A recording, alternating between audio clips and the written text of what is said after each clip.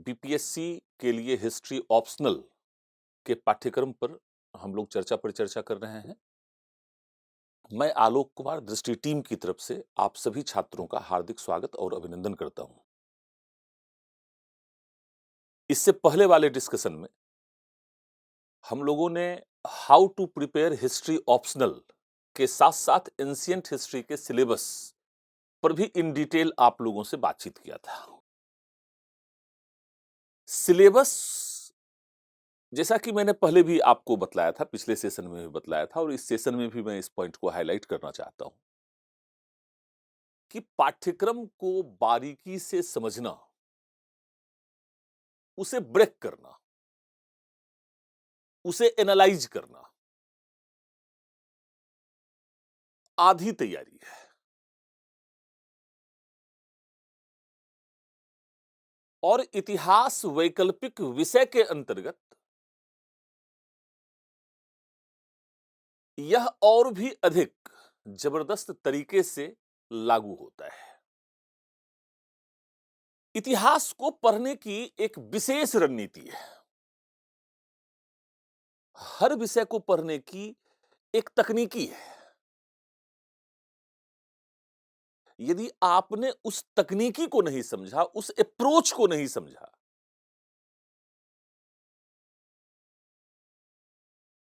तो विषय से जितना लाभ आपको लेना चाहिए, वो आप लाभ नहीं ले पाएंगे। इतिहास पर इस कार्यक्रम का आयोजन दृष्टि टीम ने इसलिए किया है ताकि बिहार लोक सेवा आयोग के संदर्भ में वैकल्पिक विषय जो सबसे अधिक लोकप्रिय है वह इतिहास है। लेकिन इतिहास विषय के परंपरागत अध्ययन के कारण ही अधिकांश अभ्यर्थी इतिहास विषय में सर्वोच्च अंक अर्जित करने से वंचित रह जाते हैं और जनरल मार्किंग का शिकार हो जाते हैं। पिछले सेशन में भी और इस सेशन में भी मैं इस बात पर प्रहार करना चाहता हूं कि इतिहास विषय में सर्वोत्तम अंक सुनिश्चित नहीं किए जा सकते हैं। आप जानते हैं कि 63rd बीपीएससी में इतिहास विषय के साथ सर्वोत्तम अंक को प्राप्त किया जा चुका है और रैंक 1 को भी प्राप्त किया जा चुका है। और सबसे महत्वपूर्ण बात कि वह छात्र बिहार का था भी नहीं, वह मध्य प्रदेश का था।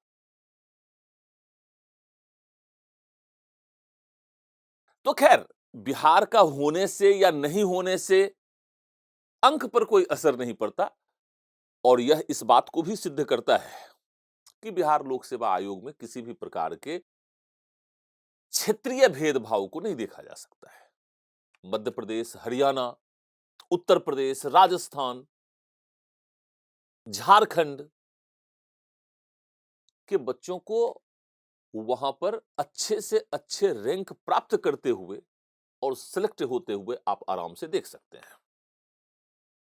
इतिहास वैकल्पिक विषय के संदर्भ में अध्ययन के दो दृष्टिकोण हैं। सामान्य तौर पर बिहार के छात्र परंपरागत अध्ययन के दृष्टिकोण से इतिहास वैकल्पिक विषय को पढ़ते हैं और इसके लिए छात्र जिम्मेदार नहीं है। स्वाभाविक रूप से यह हम शिक्षकों की जिम्मेदारी है। हम लोग इसके लिए जिम्मेदार हैं और मैं आपके समक्ष प्रस्तुत हुआ हूं इसीलिए ताकि इतिहास के अध्ययन के उस परंपरागत आयामों में क्रांतिकारी परिवर्तन, आमूलचूल परिवर्तन लाया जा सके। दृष्टि टीम का यह पहल भी इसी दिशा में एक परिवर्तन का आगाज करती है, संकेत करती है।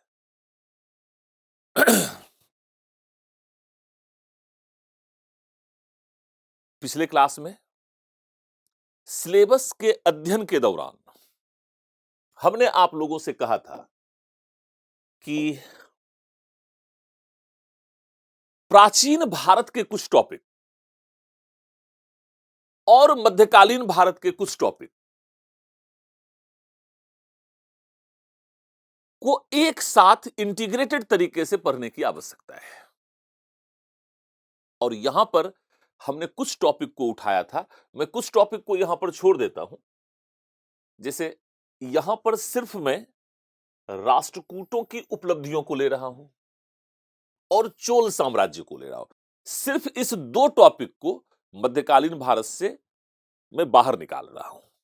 इसको हम लोग अलग तरीके से करेंगे। कैसे करेंगे, इसको थोड़ा सा आपको समझने की आवश्यकता है। प्राचीन भारत में जब बिल्कुल आप अंत कर रहे होते हैं, मतलब गुप्त काल के पश्चात, तो गुप्त काल के पश्चात लगभग दो टॉपिक यहां पर काफी इंपॉर्टेंट हैं और यहां से काफी प्रश्न भी पूछे जाते हैं। पहला टॉपिक तो हर्षवर्धन का है।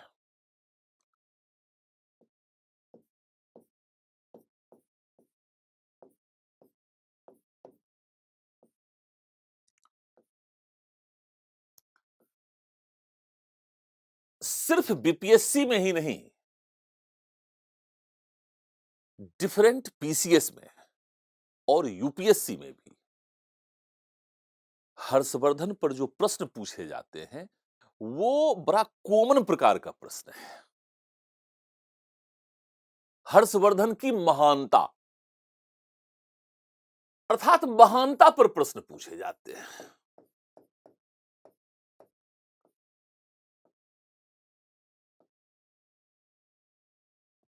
हर्षवर्धन के दरबारी कवि बाणभट्ट या वेनसांग के विवरणों ने, वेनसांग जो हर्षवर्धन के काल में एक चीनी यात्री के रूप में हर्षवर्धन के दरबार में आया था, भारत आया था, तो सामान्य तौर पर यह प्रश्न पूछा जाता है कि हर्षवर्धन उतना महान था नहीं जितना कि उसे वानभट्ट और वेनसांग के विवरणों ने बना दिया। अर्थात जो प्रश्न है वह महानता से पूछा हुआ है और इस प्रश्न का उत्तर लिखने के अंतर्गत छात्र बड़े सामान्य दृष्टिकोण का परिचय देते हैं, बड़े सामान्य प्रकार के पॉइंट्स लिखते हैं। वो बहुत अनऑर्गेनाइज्ड सा हो। जैसे हर्षवर्धन महान था क्योंकि एक ऐसे युग में उसने राजनीतिक एकता को स्थापित किया जिस युग में गुप्तों के शासन के पश्चात भारत राजनीतिक विकेंद्रीकरण का शिकार हो रहा था, विखंडन का शिकार हो रहा था। निश्चित तौर पर कम से कम उत्तर भारत में हर्षवर्धन ने इस राजनीतिक एकता को स्थापित कर महानता की सीमा को प्राप्त कर लिया। यह तर्क आप देते हैं, बहुत सही तर्क है। मैं ये बात नहीं कहता हूं कि यह तर्क गलत है, लेकिन किसी भी शासक की महानता के आधार क्या है, सबसे पहले ये आपके मन मस्तिष्क में इसकी एक सोच, इसका एक विजन आपके दिमाग में होना चाहिए। वो आधार, वो तार्किक आधार जिसके आधार पर हम किसी भी शासक की महानता का मूल्यांकन कर सकते हैं। आप पॉइंट्स किस आधार पर लिख रहे हैं? आप अपने वर्णन और विश्लेषण में कितने तार्किक हैं? ठीक है, इस बात को तो आप लिखते हैं, लेकिन फिर इसको काउंटर नहीं करते हैं। क्यों काउंटर नहीं कर पाते आप? क्योंकि आप उससे अवगत ही नहीं है। बस एक पॉइंट ये राजनीतिक एकता का आपने दिया, फिर धर्म सभा का आयोजन,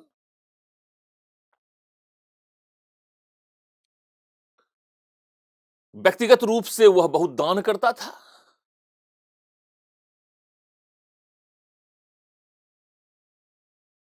शिक्षा और साहित्य के क्षेत्र में उसने बड़े-बड़े विद्वानों को अपने दरबार में संरक्षण दिया, जिसका एक महत्वपूर्ण उदाहरण बाणभट्ट भी था।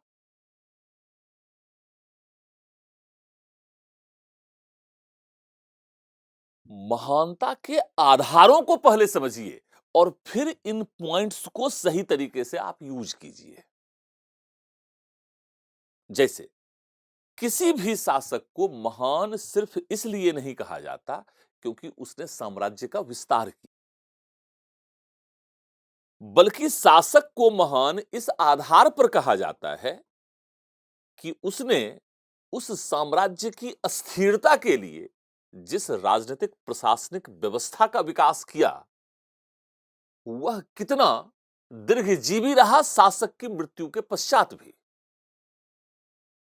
ठीक है, हर्षवर्धन ने विभिन्न राज्यों और राजाओं को पराजित किया, लेकिन हर्षवर्धन की मृत्यु के पश्चात उसका साम्राज्य अस्थायी नहीं रह सका, वह समाप्त हो गया क्योंकि उसने उस प्रकार की राजनीतिक प्रशासनिक व्यवस्था का विकास नहीं किया था। तो हर्षवर्धन की महानता का मूल्यांकन आप कहां करते हैं? ठीक है, उसने विद्वानों को संरक्षण दिया, लेकिन क्या उसने ऐसे सामाजिक, सांस्कृतिक, दार्शनिक या वैचारिक चिंतन के विकास की उपयुक्त परिस्थितियों के विकास के लिए काम किया या नहीं, जैसा कि अशोक ने किया, जैसा कि अकबर ने किया? शिक्षा, साहित्य, दर्शन, चिंतन, विचार के विकास की उपयुक्त परिस्थितियों को निर्मित करना हो। क्या हर्षवर्धन ऐसा कर पाया? देखिए, इतिहास या इतिहास में जो हमारे नायक हैं, वो दर्पण की तरह नहीं है, बल्कि दीपक की तरह। अर्थात वह अपने युग की आवश्यकताओं का ही प्रतिनिधित्व करता है या युग को एक नई दिशा देने में सक्षम उसकी नीतियां हैं, सामाजिक, आर्थिक, सांस्कृतिक नीतियां। कहते हैं ना कि कोई शासक सिर्फ अपने युग का उत्पाद है या उसने युग की धारा को ही परिवर्तित कर दिया। जैसे विवेकानंद को देखिए, रामकृष्ण परमहंस को देखिए, राजा राम मोहन रॉय को देखिए। वो सिर्फ अपने युग के उत्पाद ही नहीं थे, बल्कि उन्होंने दीपक की तरह लोगों का मार्गदर्शन किया। पूरे युग की एक नई धारा के सृजन में उनकी महत्वपूर्ण भूमिका के ही कारण उन्हें हम महान मानते हैं। यदि किसी शासक का मूल्यांकन करना हो और इस आधारों पर आपने अपने विश्लेषण को एक धार नहीं दिया, एक तेज नहीं दिया, एक ओज नहीं दिया, तो क्या आप मानते हैं कि आपको सर्वोत्तम अंक प्राप्त हो पाएगा? आप यह प्रश्न अपने आप से पूछिए। आप कहते हैं कि इतिहास विषय में अंक नहीं होते, ज्योग्राफी में अंक नहीं मिलते, हिंदी में अंक नहीं मिलते, पाली में अंक नहीं मिलते, ये विषय जिम्मेदार है, वो विषय जिम्मेदार है। मैं कहता हूं कि महाशय, आप जिम्मेदार हैं, क्योंकि आपने उस पाठ्यक्रम की आवश्यकता को नहीं समझा और उसकी आवश्यकता के अनुरूप आपने ऐसा उत्तर लेखन किया नहीं जो परीक्षक को मजबूर कर दे कि आपको सर्वोत्तम अंक दे।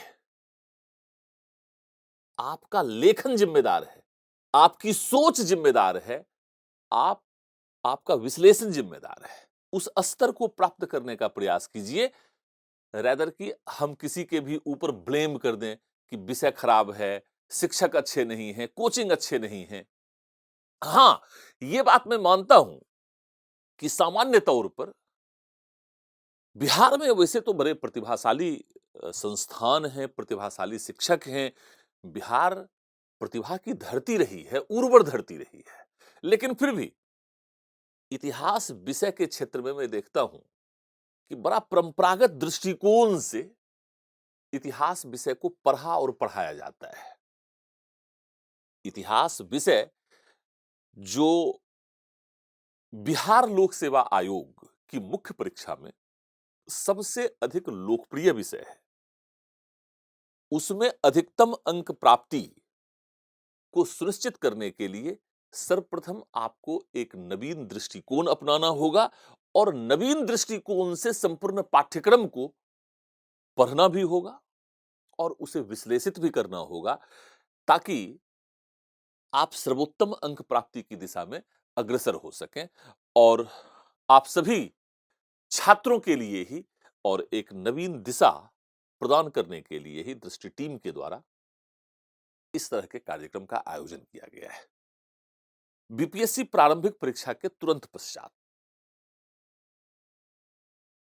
मुख्य परीक्षा के लिए हमारा ऑनलाइन कार्यक्रम 1 सप्ताह के अंदर ही शुरू हो जाएगा। इसे आप जितने अधिक से अधिक छात्रों तक पहुंचा सकते हैं, ये आपकी भूमिका है, ये आपका उत्तरदायित्व है। इस कार्यक्रम को लोकप्रिय बनाना है। वैसे तो सामान्य तौर पर दृष्टि का कोई भी कार्यक्रम लोकप्रिय होता है, लेकिन दृष्टि बिहार लोक सेवा आयोग के क्षेत्र में जितने भी छात्र हैं, उन छात्रों को अध्ययन की नवीन दिशा न सिर्फ सामान्य अध्ययन बल्कि ऑप्शनल सब्जेक्ट्स के अंतर्गत भी प्रदान कर सके, इसके लिए आपको अपने उत्तरदायित्व का निर्वहन भी करना होगा। तो मैं बतला रहा था, एक टॉपिक तो ये हर्षवर्धन है, इसको आप यहां से मतलब गुप्त के साथ साथ आप गुप्तोत्तर काल में हर्षवर्धन को पढ़िए।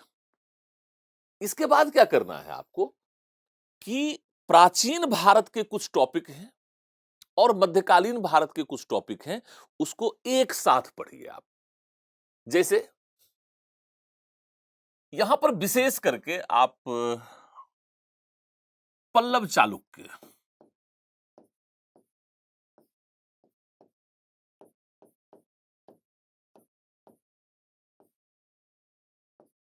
ये पहला टॉपिक है। दूसरा टॉपिक है राष्ट्रकूट,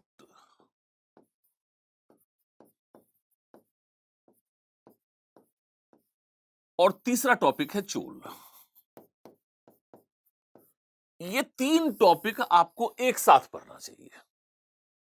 और विशेष करके जैसे परंपरागत अध्ययन में क्या है कि पल्लव चालुक्य संघर्ष, राष्ट्रकूटों का संघर्ष दक्षिण भारत में और उत्तर भारत की विभिन्न शक्तियों के साथ, चोलों का संघर्ष या चोल साम्राज्य विस्तार का अध्ययन। मैं ये नहीं कहूंगा कि इसको इग्नोर करना है, लेकिन सामान्य तौर से उसे पढ़िए और इस दृष्टिकोण से पढ़िए कि ठीक है, पल्लव चालुक्य संघर्ष के राजनीतिक निहितार्थ क्या है, विशेषकर दक्षिण भारत की राजनीति में।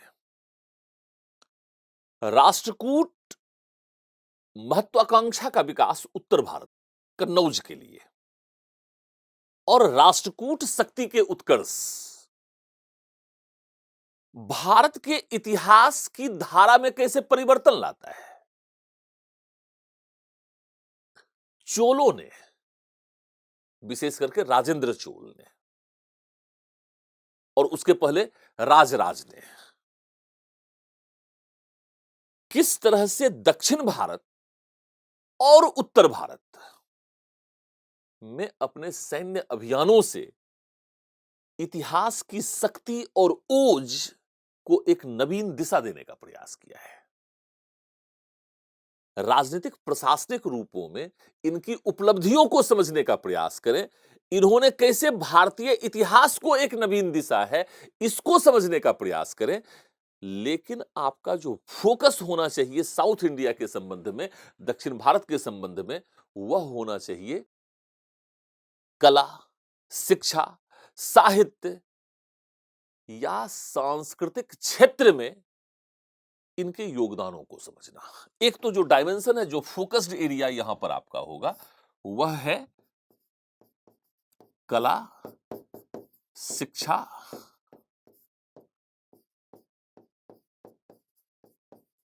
संस्कृति के क्षेत्र में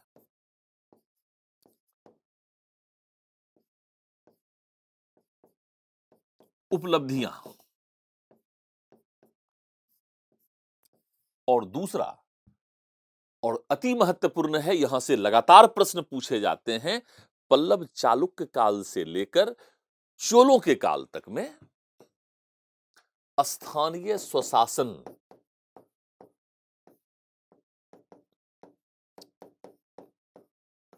व्यवस्था का विकास।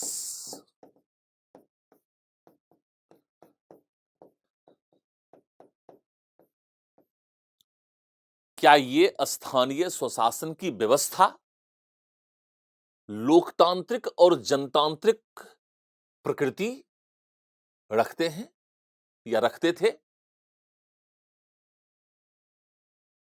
यदि हां, तो कैसे?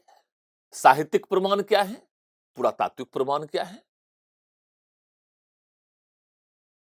इनकी संरचना क्या थी?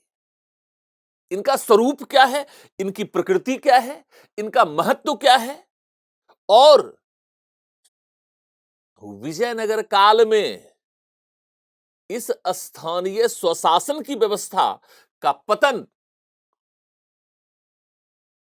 आप किस तरह देखते हैं? इसका वर्णन और विश्लेषण आप किस प्रकार करते हैं? और आयंगर और नायंगर व्यवस्था किस प्रकार स्थानीय स्वशासन के विकास को प्रतिकूल रूप में प्रभावित करता है? विश्लेषण की धारा कुछ ऐसी हो, विश्लेषण का सोच कुछ ऐसा हो, तो निश्चित तौर पर इतिहास में आप आमूलचूल परिवर्तन की दिशा में आगे बढ़ पाएंगे। इस तरह से इस पूरे टॉपिक को आपको ट्रीट करना है। इसके पश्चात मध्यकालीन भारत के इतिहास में जो दूसरी धारा है, इसको मैं ब्लू कलर से अंडरलाइन करता हूं, इसको भी एक सीरीज में आप समझने का प्रयास कीजिए। सबसे पहले राजपूत राजनीतिक सामाजिक संरचना। राजपूत राजनीतिक सामाजिक संरचना पूर्व मध्यकाल में सामंतवादी संरचना के विकास का प्रतिनिधित्व करता है। इसकी विशेषताएं क्या थी, इसकी प्रकृति क्या थी, इसके मजबूत पक्ष क्या थे और विशेषकर इसके कमजोर पक्ष क्या है। राजपूत राजनीतिक सामाजिक संरचना ने किस प्रकार महमूद गजनबी के आक्रमण के आधार को निर्मित किया।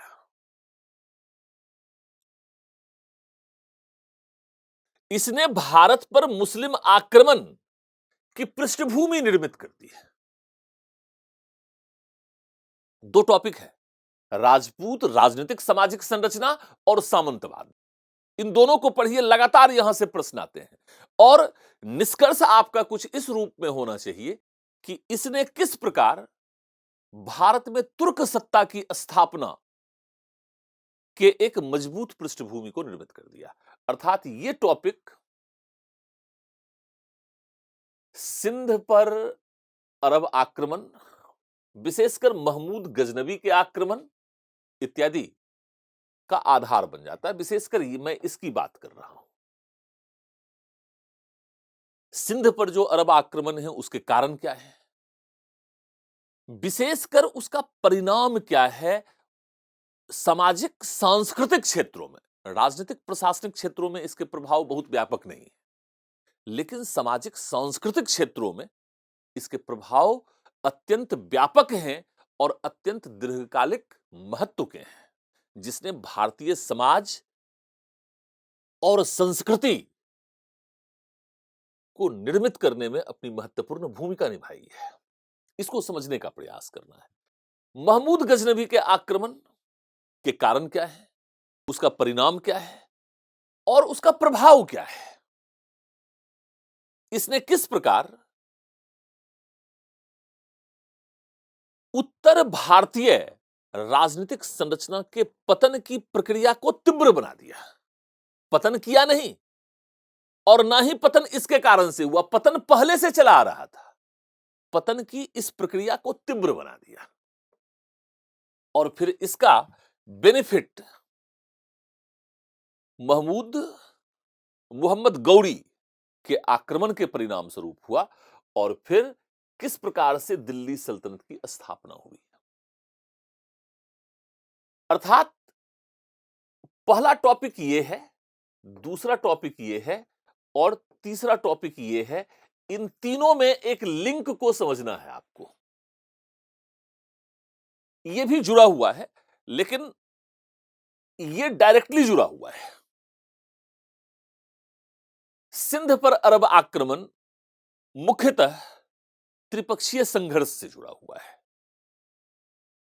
इस बात को जब हम लोग टॉपिक को शुरू करेंगे तब हम लोग उस बात को समझने का प्रयास करेंगे कि सिंध आक्रमण कैसे त्रिपक्षीय संघर्ष से जुड़ा हुआ है। यहां पर जैसे ही इस तीनों टॉपिक को लिंक कर देंगे, इसके पश्चात देखिए दूसरा लिंक क्या है। दूसरा लिंक यह है कि दिल्ली सल्तनत की स्थापना हो गई। अब दिल्ली सल्तनत का सुदृढ़ीकरण, तो इस संदर्भ में इल्तुतमिश और बलबन दोनों का अध्ययन करेंगे। दिल्ली सल्तनत का सुदृढ़ीकरण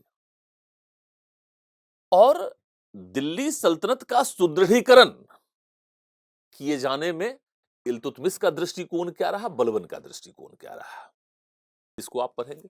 देखिए इसको टॉपिक वाइज भी आप पढ़ सकते हैं लेकिन मैं आपको यह सुझाव दूंगा कि इसको थोड़ा अलग तरीके से अगर पढ़ने का प्रयास किया जाए, थोड़ा एक नवीन जो अप्रोच है, जो नवीन दृष्टिकोण है, वो मैं आपके सामने प्रस्तुत करना चाहता हूं कि दिल्ली सल्तनत की स्थापना को आप लीजिए।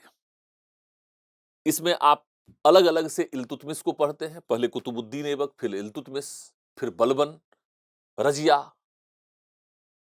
और फिर अलाउद्दीन खिलजी, पूरे खिलजी वंश को आप पढ़ते हैं और इसके बाद फिर आप मोहम्मद बिन तुगलक, फिरोज शाह तुगलक अर्थात तुगलक वंश को पढ़ते हैं। इस तरह से इसको ना पढ़ के अगर आप एक डिफरेंट अप्रोच इस पूरे टॉपिक में, मतलब तीसरा नंबर, चौथा नंबर और पांचवा नंबर का जो टॉपिक है, इसको इस तरीके से पढ़ें। अगर मैं एक स्लाइड जोड़ लेता हूं कि दिल्ली सल्तनत में राजनीतिक प्रशासनिक विकास,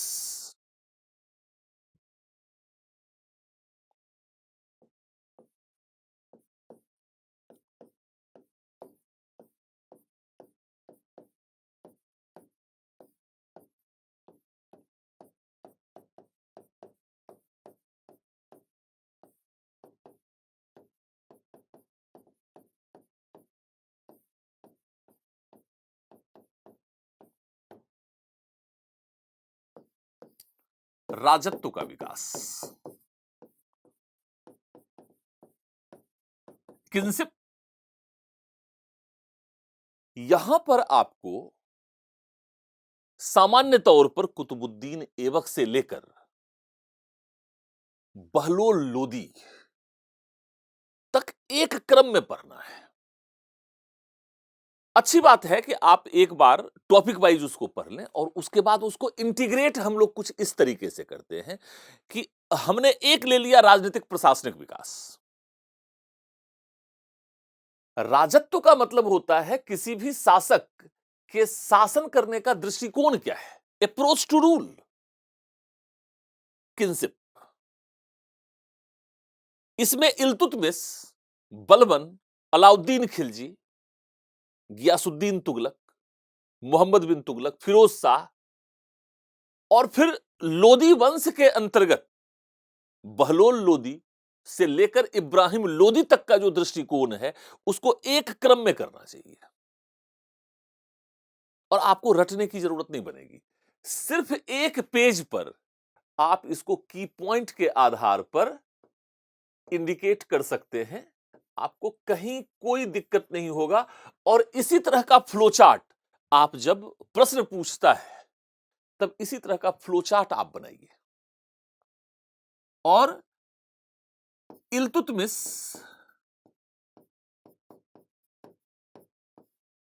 के राजत्व का जो केंद्रीय दृष्टिकोण था उसको यहां पर प्रस्तुत कीजिए। इसी तरह से बलबन, अलाउद्दीन,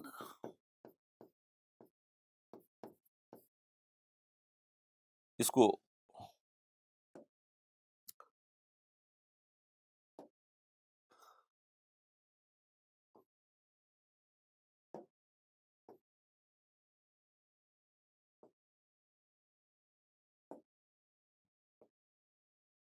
अलाउद्दीन,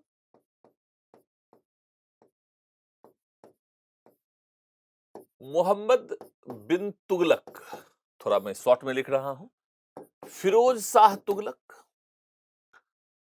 एंड फिर लोदी।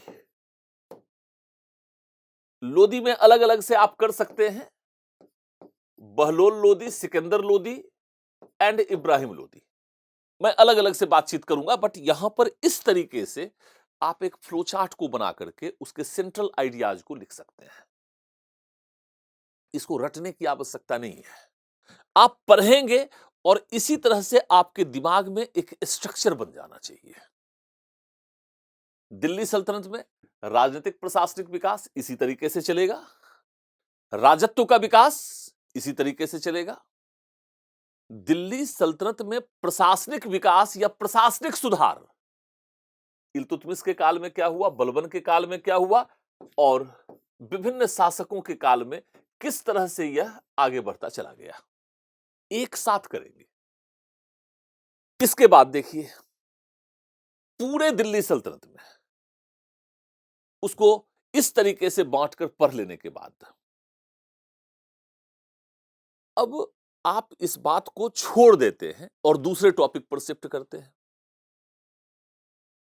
दिल्ली सल्तनत के रूप में एक नए राज्य की स्थापना, जो मध्य एशियाई राजनीतिक विकास था, उससे भारत का प्रभावित होना और भारत में एक नए मुस्लिम राज्य की स्थापना ने भारतीय समाज में क्या परिवर्तन किया, भारतीय अर्थव्यवस्था में क्या परिवर्तन किया, नगरीकरण में उसने क्या परिवर्तन किया, शिल्प प्रौद्योगिकी में उसने क्या परिवर्तन किया, व्यापार और वाणिज्य में उसने क्या परिवर्तन किया, ग्रामीण संरचना में उसने क्या परिवर्तन किया, राजनीतिक दृष्टिकोण में उसने क्या परिवर्तन किया, इसको समझना और इससे एक निष्कर्ष बनाना, और इसे यदि आप अपने विश्लेषण में शामिल करते हैं तो निश्चित तौर पर आप सर्वोत्तम अंक प्राप्ति को सुनिश्चित कर पाने की दिशा में बहुत तेजी से अग्रसर हो जाएगी।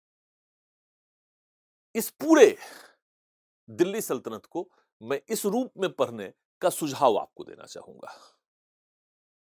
इसके बाद यहां पर देखिए, ये जो पूरा आपने पढ़ा, इससे सामाजिक, आर्थिक और प्रौद्योगिकीय परिवर्तन स्पष्ट हो गया।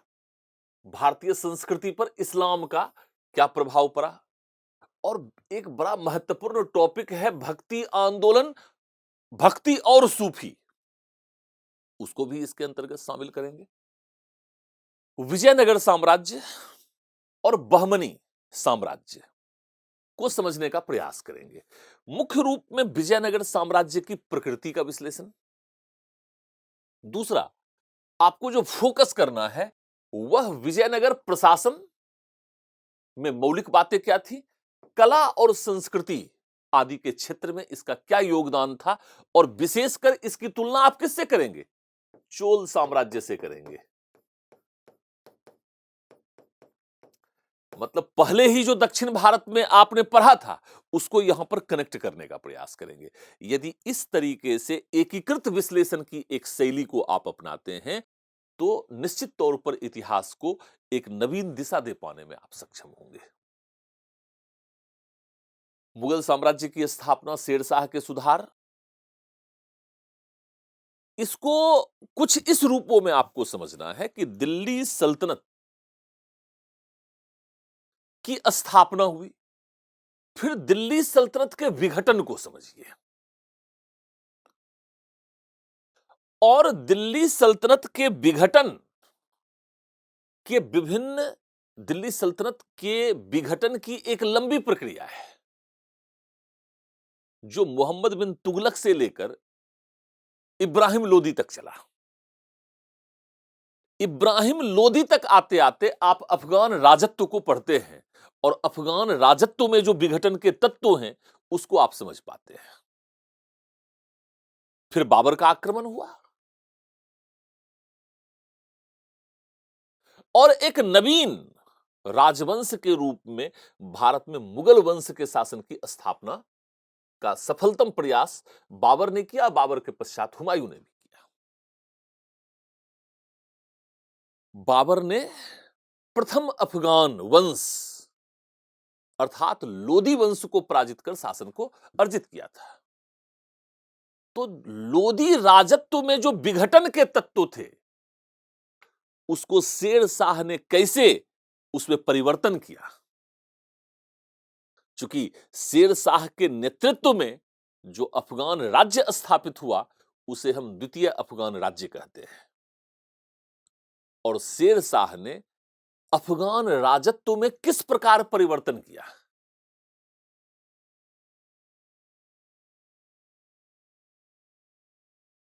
शेर शाह के जो विभिन्न सुधार हैं या शेर शाह के प्रशासन की जो संरचना है उसमें निरंतरता और परिवर्तन के तत्व हैं और शेर शाह के सुधार, शेर शाह के दृष्टिकोण को हम अकबर के लिए पथ प्रदर्शक भी मानते हैं।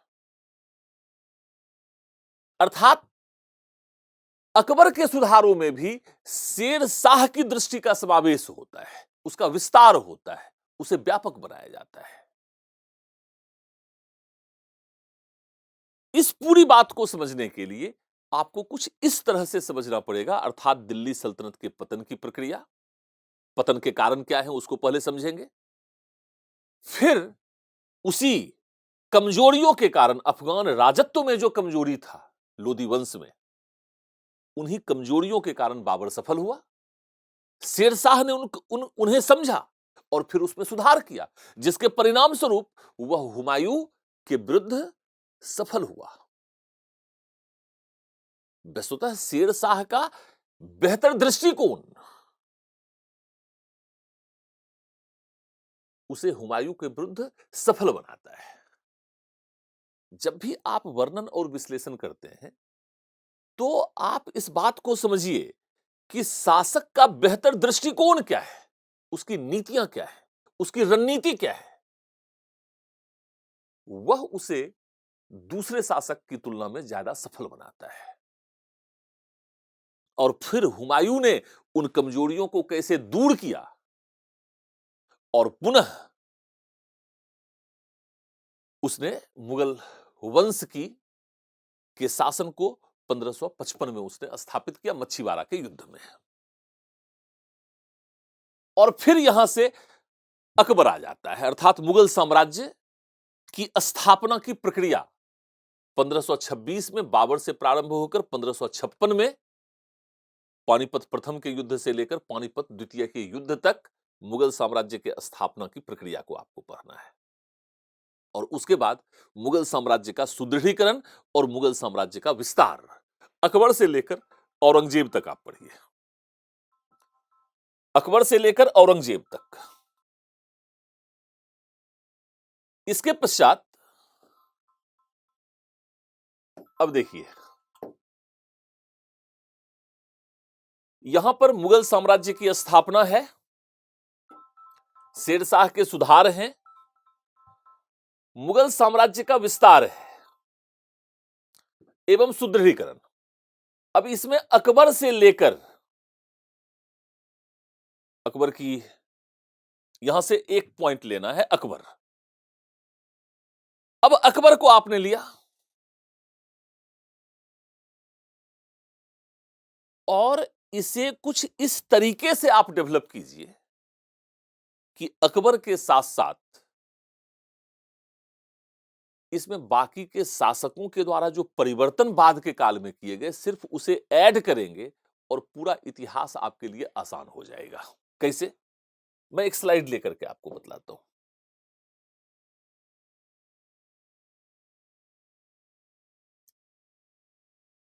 अकबर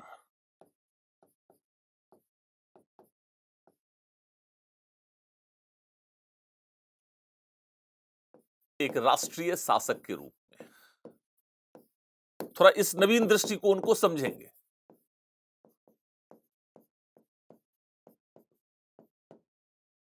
और अकबर की विभिन्न नीतियां, जैसे सबसे पहले राजत्व को समझेंगे, फिर राजपूत नीति को समझेंगे,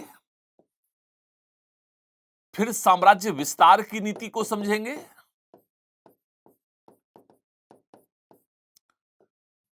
दक्कन नीति को समझेंगे,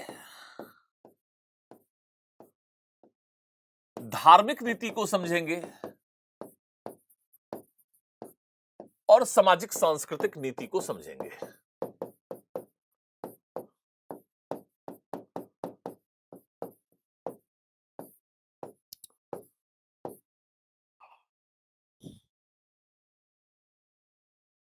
और पूरे विश्लेषण को आप एक पेज पर पूरे फ्लो चार्ट में इसके सेंट्रल आइडियाज को ला सकते हैं, आपको रटने की आवश्यकता नहीं पड़ेगी। अकबर राष्ट्रीय शासक के रूप में है या नहीं, इस प्रश्न पर आपको विचार करना है, इसका मूल्यांकन करना है, इस एक नए दृष्टिकोण को समझना है। और अकबर के राजत्व, राजपूत, साम्राज्य विस्तार, दक्कन, धार्मिक नीति और सामाजिक सांस्कृतिक नीति के केंद्रीय विषय को समझते हुए उसका वर्णन और विश्लेषण करते हुए अकबर के पश्चात इसमें क्या परिवर्तन लाया गया,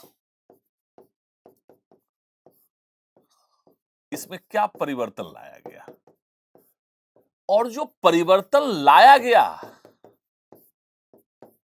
क्या वह समयोचित था,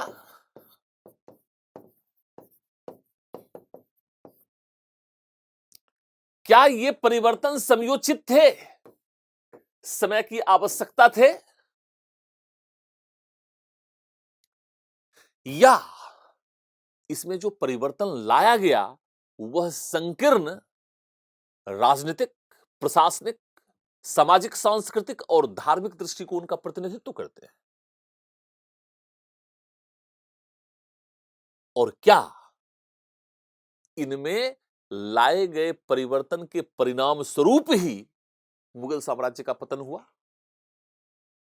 एक महत्वपूर्ण प्रश्न है, विश्लेषण का एक नया आधार है, एक नवीन दृष्टिकोण है। और फिर इसी तरह से एक और स्लाइड लेते हैं, अकबर के द्वारा विकसित की गई प्रशासनिक संरचना।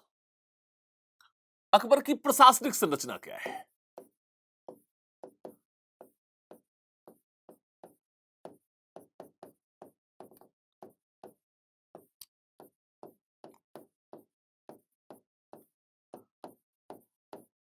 और विशेषकर मनसबदारी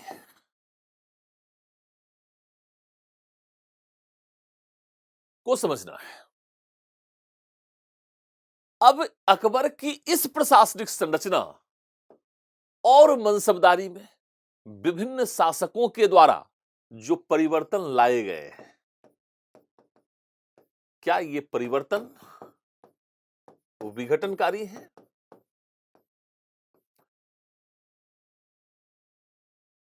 क्या औरंगजेब के काल में मनसबदारी या जागीरदारी संकट एक ऐसे आर्थिक संकट का प्रतिनिधित्व करता है जिसके परिणाम स्वरूप मुगल शासन के पतन की प्रक्रिया तीव्र हो गई?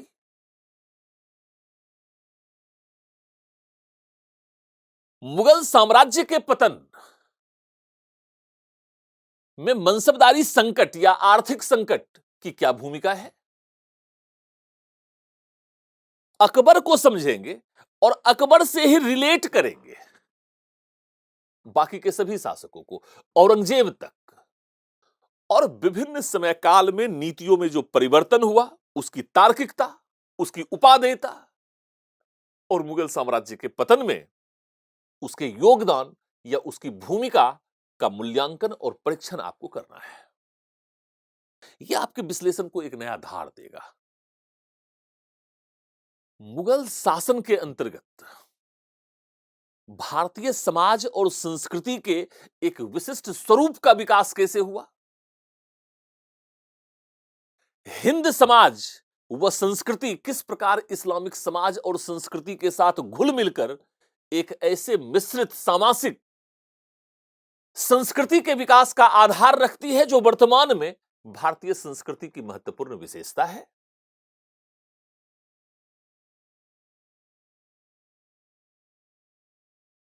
यह हिंदू मुस्लिम एकता का आधार भी है और यही आज भारत की पहचान भी है। वर्तमान में इस बात को समझने की आवश्यकता है कि जिसे हम हिंदू और इस्लाम के आधार पर जहां हम संघर्ष को देखने का प्रयास कर रहे हैं, वस्तुतः भारत की पहचान वह नहीं है।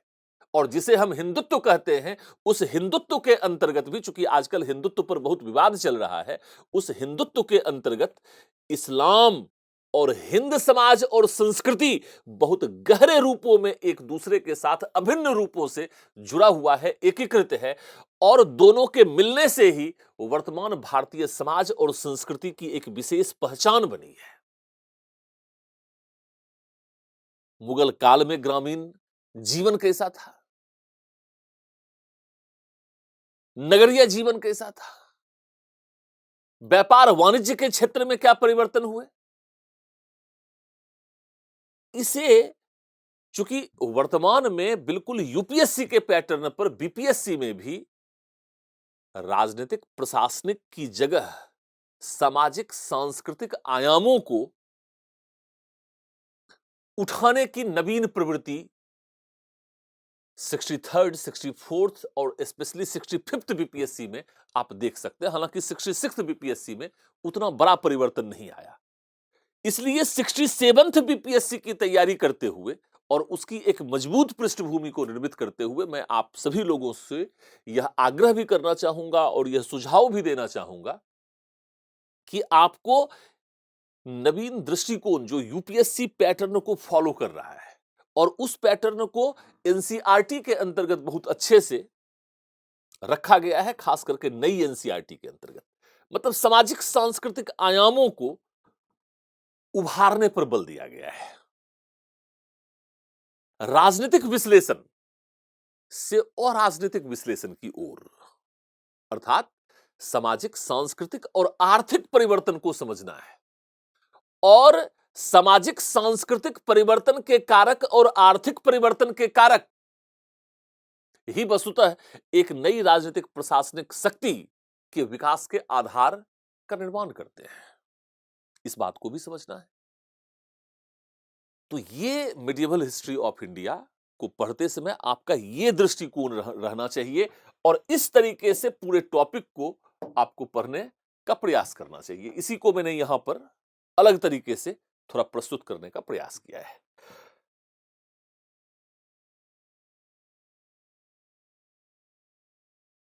और ये सारा टॉपिक यहां पर आ जाएगा। एक टॉपिक यहां पर शिवाजी का उद्भव और शिवाजी का प्रशासन,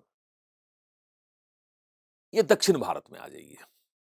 दक्षिण भारत के संदर्भ में एक अलग अप्रोच को अपनाने की आवश्यकता पर मैंने बल दिया।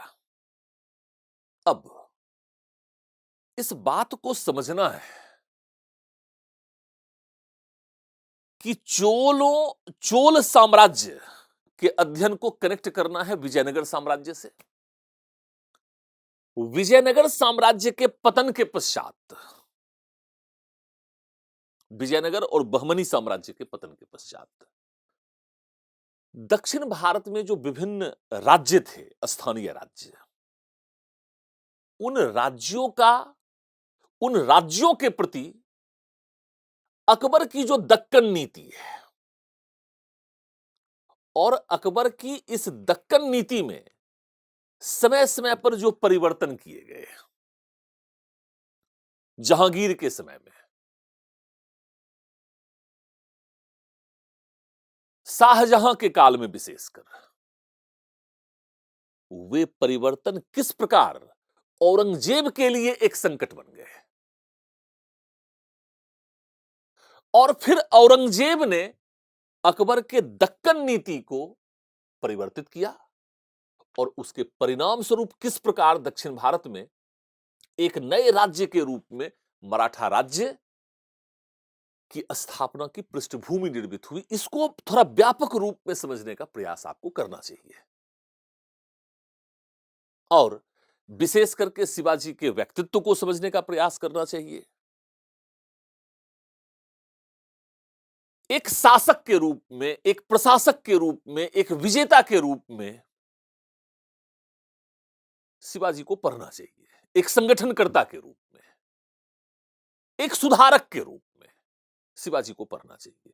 लेकिन मैं आप सभी छात्रों से यह अपील करना चाहूंगा कि यदि मराठा साम्राज्य के उद्भव और विकास को समझना चाहते हैं तो आपको याद कीजिए, कल दक्षिण भारत पर चर्चा करते हुए हमने आपसे कहा था कि 8वीं से 12वीं शताब्दी के बीच जो दक्षिण भारत में भक्ति आंदोलन का विकास हुआ, भक्ति की अवधारणा का विकास हुआ, वही वस्तुतः 15वीं शताब्दी में महाराष्ट्र क्षेत्र में एक नए समाज और एक नए धर्म के विकास का कारक बन गया। और शिवाजी के उद्भव को आप भक्ति आंदोलन, जो महाराष्ट्र क्षेत्र में महाराष्ट्र धर्म और समाज के रूप में एक नए धर्म और समाज का प्रतिनिधित्व करता है और सामाजिक धार्मिक एकता का प्रतिनिधित्व करता है, शिवाजी उसी एकता से उत्पन्न हुए थे। जो राजनीतिक विकास आप देख रहे हैं दक्षिण भारत में, उस राजनीतिक विकास के पीछे एक सामाजिक, सांस्कृतिक व धार्मिक कारकों को समझिए, उसकी शक्ति को समझिए, उसकी भूमिका को समझिए और फिर इतिहास के विश्लेषण को एक नया धार दीजिए, एक नया तेज दीजिए, एक नया ओज दीजिए और फिर देखिए कि कैसे आपको अच्छे अंक मिलते हैं या नहीं मिलते हैं। वस्तुतः मैं एक बार पुनः इस बात को बताना चाहूंगा, इस बात को स्वीकार करना चाहूंगा कि कम अंक का मतलब सीधा सीधा सा यही है कि आप कहीं ना कहीं सामान्य विश्लेषण कर रहे हैं और सामान्य विश्लेषण के कारण ही आपको जनरल मार्किंग की समस्या से जूझना पड़ रहा है।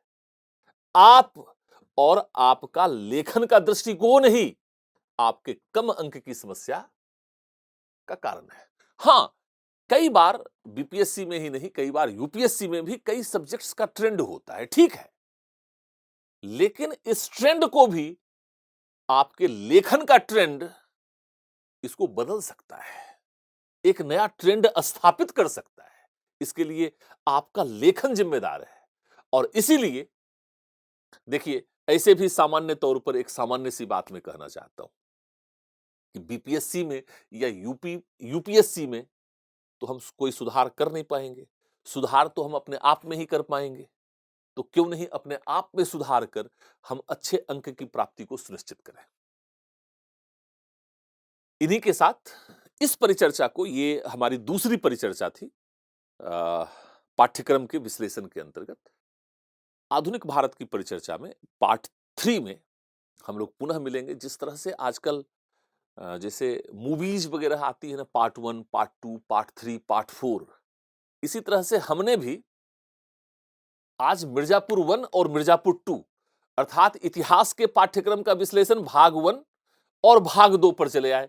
भाग 3 जिसमें आधुनिक भारत होगा और भाग 4 जिसमें विश्व इतिहास है, उस पर पुनः आपके समक्ष भाग 3 और फिर भाग 4 के विश्लेषण को आपके समक्ष प्रस्तुत करेंगे। आप सभी छात्रों का हृदय से बहुत बहुत आभार, बहुत बहुत धन्यवाद, बहुत बहुत शुभकामनाएं, बहुत ढेर सारा प्यार, स्नेह और सबसे बड़ी बात तो यह है कि आपको ढेर सारा आशीर्वाद, ताकि आप जल्द से जल्द अपनी सफलता की ओर ही नहीं बल्कि सर्वोच्च अंक की प्राप्ति को सुनिश्चित करने की दिशा में आगे बढ़ सकें। बहुत बहुत धन्यवाद। Thank you.